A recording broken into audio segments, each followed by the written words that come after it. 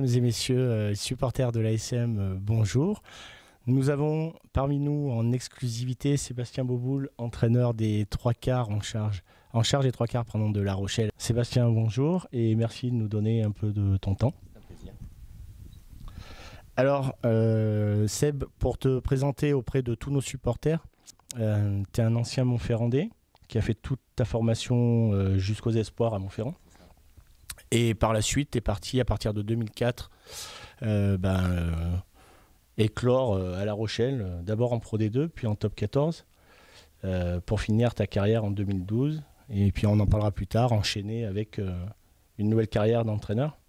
Alors pour la petite anecdote, après je te laisserai la parole, tu es le premier joueur rochelais à avoir marqué un essai dans le Top 14, dans l'élite française. Félicitations pour ça.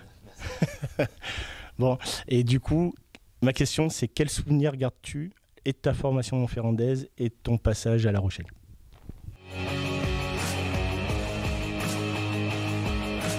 Bonjour tout le monde. Souvenir clairement, oui, j'ai commencé le rugby à l'âge de 7 ans à l'école de rugby à Clermont, à l'ASM à l'époque.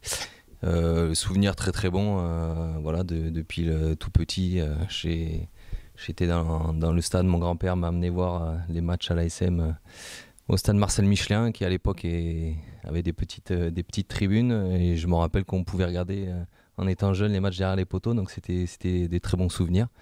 J'ai fait toutes mes classes des moins de 7 jusqu'aux espoirs et un petit peu à l'équipe première, donc non, que des bons souvenirs. Ça m'a fait, ce club m'a fait aimer le rugby.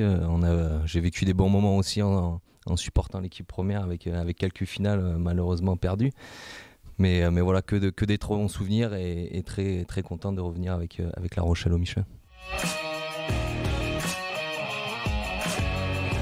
J'ai joué pendant 8 ans en pro au stade Rochelet. Arrivé en 2012, c'est terminé mon contrat. Donc voilà, les entraîneurs à l'époque ont mis un terme à notre travail ensemble. Pour l'anecdote, c'est Kini et Mouri Valou, un ancien Clermontois qui m'a remplacé.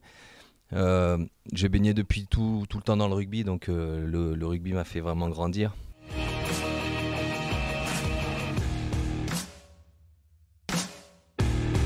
J'ai commencé, pendant que j'étais joueur aussi au Stade Rochelet, à commencer à travailler un peu avec les plus petits, à donner des coups de main aux éducateurs. Donc voilà, c'est quelque chose que j'avais envie de faire après le rugby. Ça s'est fait assez rapidement. Parce que j'ai arrêté à l'âge de 30 ans et le club m'a donné l'opportunité un peu d'intégrer tout d'abord le centre de formation sur les trois quarts, et j'ai eu la chance de tout de suite prendre en charge aussi l'équipe espoir. Donc voilà, pas forcément évident parce que j'avais jamais trop entraîné de collectif, donc voilà. En sortant du monde pro, j'étais tout de suite dans le bain, et comme tu disais, d'entraîner des futurs pros, ça a été peut-être plus facile que d'entraîner des plus jeunes dans les catégories. Donc voilà, c'était les mêmes exigences que j'avais quand j'étais joueur et que j'essayais de leur apporter. Avec mon passé de joueur au Stade Rochelet aussi, j'avais une aura par rapport aux jeunes joueurs, donc c'était vraiment facile, ou plus facile du moins de commencer comme ça. Et du coup, depuis 2020, depuis la saison 2020-2021, donc là tu vas entamer ta deuxième saison, tu es en charge des professionnels de La Rochelle. Qu'est-ce qui est différent entre cette catégorie espoir où justement tu dois amener les jeunes au niveau professionnel et les pros où là tu as des objectifs forcément de réussite, surtout dans un club comme La Rochelle? Qu'est-ce qui est vraiment différent entre ces jeunes et ce professionnalisme jusqu'au boutiste? Donc la différence, c'est le travail au centre de formation et chez les espoirs, c'est de former nos futurs jeunes à devenir professionnels. Donc voilà, c'est un travail de longue durée, ça se fait pas qu'en un an. On a tout à leur apprendre, il y a la partie rugbystique, mais l'extra rugby aussi, il y a beaucoup de choses qui sont importantes au sein du club, et voilà, que ça soit sur l'alimentation, le sommeil, comment se prépare un entraînement, comment récupérer après un entraînement. Donc voilà, il n'y a pas que la partie rugby. Sur la partie rugby, c'est beaucoup de travail technique, apprendre les bons gestes à nos jeunes joueurs pour leur donner tout le bagage technique que quand ils intègrent les pros, ils soient pas en difficulté.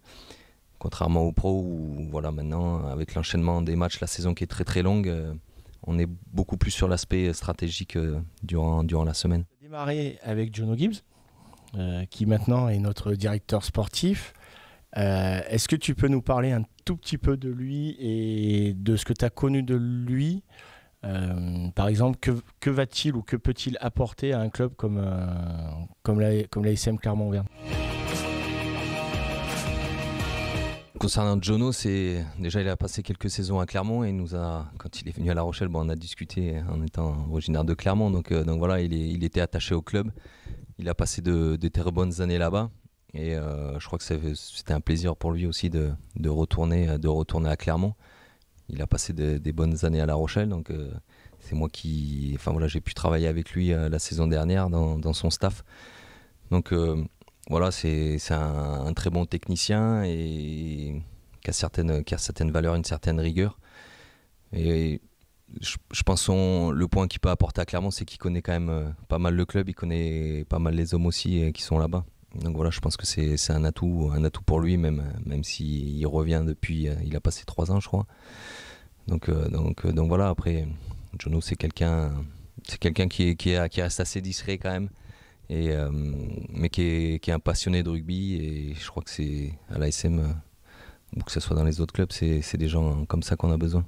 Et pour Dato, c'était qu'une année, mais parce que nous pour les supporters, c'est vrai que Dato a presque plus gagné en popularité que Jono, même si après les spécialistes apprécieront justement tout ce que peut amener le directeur sportif de l'ASM. Mais c'est vrai que l'année dernière, l'ASM a souffert en mêlée.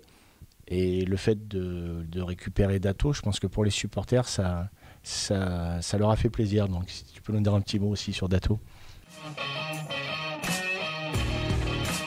Dato que j'ai appris à découvrir moi l'année dernière parce que il est arrivé l'année où j'ai quitté l'ASM, donc voilà, on se connaissait pas forcément, donc déjà une très très très bonne personne.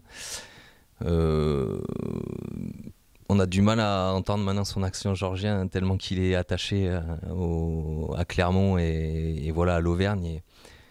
Et je crois que c'est aussi un grand plaisir pour lui de prendre en charge la mêlée de l'ASM. Mais voilà, moi j'ai appris à le connaître pendant une année. Il a fait du très bon travail avec nos joueurs, sachant qu'il sortait aussi d'une très belle carrière de joueur. Donc ça a été facile aussi pour lui de parler de son expérience à nos piliers. Et voilà, je crois qu'il est content de revenir sur Clermont. Et voilà, on a un très très bon souvenir. On a passé des bons moments ensemble et des avant-matchs aussi, des après-matchs. Donc je suis content aussi pour lui qu'il revienne dans la région parce que voilà, on voulait le garder sur La Rochelle, mais il ne voulait pas quitter la région clermontoise.